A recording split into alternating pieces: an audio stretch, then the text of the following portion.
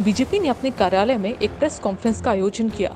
ये press conference को बाबूलाल मरांडी ने संबोधित किया और कहा कि रूपा तिर्की मामले में जिस तरीके से पदाधिकारी गंदी बयानबाजी और गंदे शब्द का प्रयोग कर रहे हैं, ये बेहद शर्मनाक बात है। ऐसे उपायुक्त को न्यायालय ने भी कार्रवाई करने का आदेश दिया है, पर यह हेमंत सोरेन सरकार इसको बचाने में लगी हुई है, जो कि बेहद शर्मनाक है। इन्हें तुरंत हटाकर जेल में भेज देना चाहिए। आइए सुनते हैं बाबूलाल मरांडी ने क्या कुछ कहा।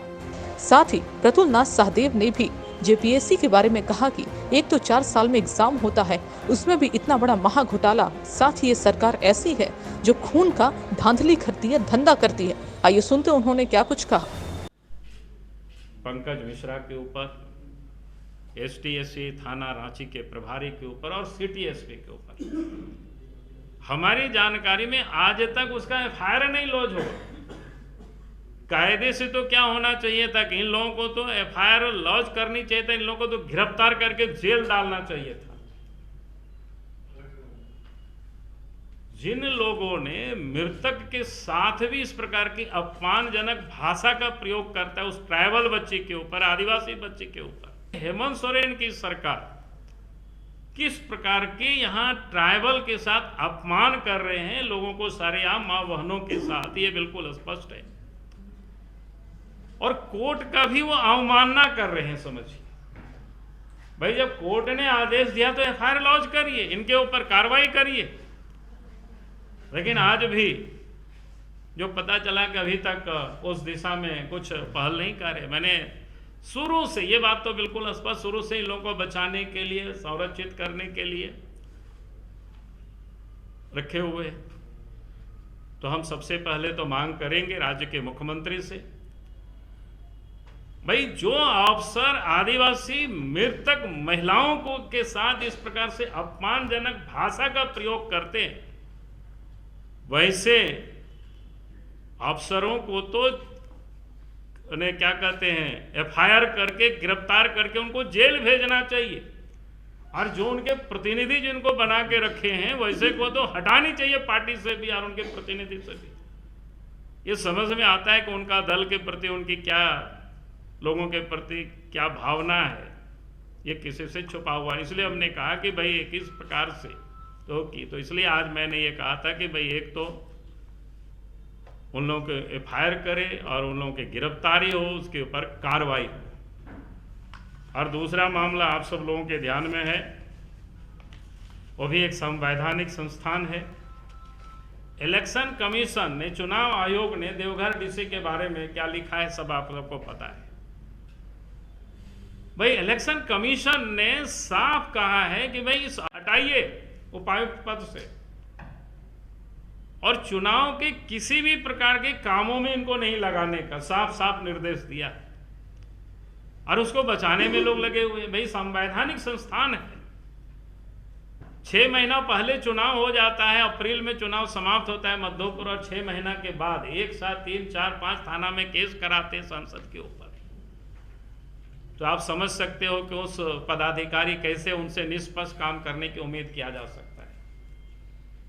वैसे पदाधिकारी किसी भी महत्वपूर्ण पदों पर रहेंगे तो कभी भी निष्पक्ष रूप से वो काम नहीं कर सकते हैं, उम्मीद भी नहीं किया जा सकता है। इसलिए वैसे अफसर को तो तुरंत हटानी चाहिए, कायदे से तो उसको कहीं भी पदस्थापित नहीं करनी चाहिए। कहीं पर सड़क के किनारे में एक पद क्रिएट करके रखना चाहिए, जब बस कितनी आती जाती है दिन भर यही वो गिनते रहे। ऐसे अगर कोई महत्वपूर्ण जगहों पर रहेंगे तो फिर पार्टी और बाकी आधार पर लोगों के साथ इस प्रकार की ही वो भेदभाव करेंगे। तो इसलिए हमने कहा कि ये 2 महत्वपूर्ण विषय थे। क्योंकि मैंने देख रहा हूं कि भाई 26 तारीख को ही कोर्ट ने सुना दिया, 26 नवंबर को, और उसके बाद भी सरकार में कोई हलचल नहीं, एफआईआर नहीं, कोई गिरफ्तारी नहीं, कोई कार्रवाई नहीं।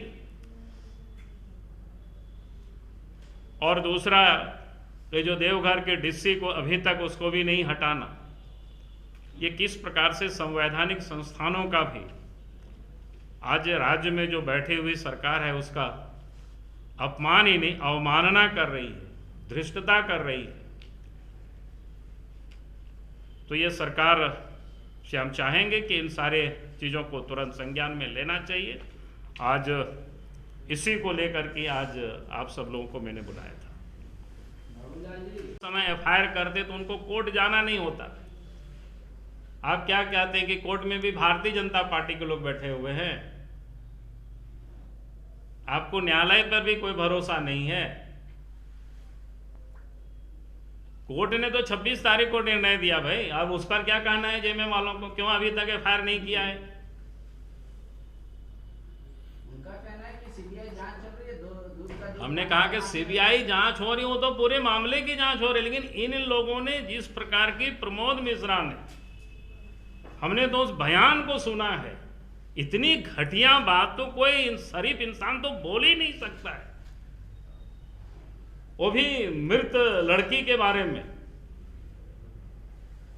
एक सवाल है, जेएमएम कह रही है, आरोप लगा रही है कि जहां जहां आपकी सरकार नहीं है वहां अधिकारियों को आप डरा रहे हैं।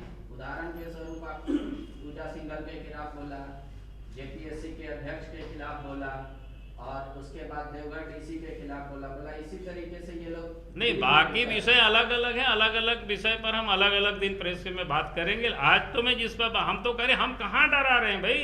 अदालत ने कहा है एफआईआर करने के लिए इन लोगों के ऊपर। बाबूलाल मरांडी नहीं कह रहे हैं। बाबूलाल मरांडी कहते तो उसी समय कहते जिस दिन रूपा तिर्की के मां SC ST थाना में आवेदन दिया था और उसके बाद एफआईआर नहीं हुआ था, उस समय हम बोलते। हम तो उस समय कुछ बोले नहीं, और उस परिवार को अदालत जाना पड़ा, और अदालत ने जब एफआईआर करने के आदेश दिया तब फिर वो क्यों चुप है? अब तो एफआईआर करना चाहिए। 15 दिन हो गया, तो आप बीजेपी प्रेस कॉन्फ्रेंस के अलावा आगे भी कुछ करेंगे? नहीं, आगे करेंगे, हम लोग लड़ाई लड़ेंगे, ऐसा थोड़ा है।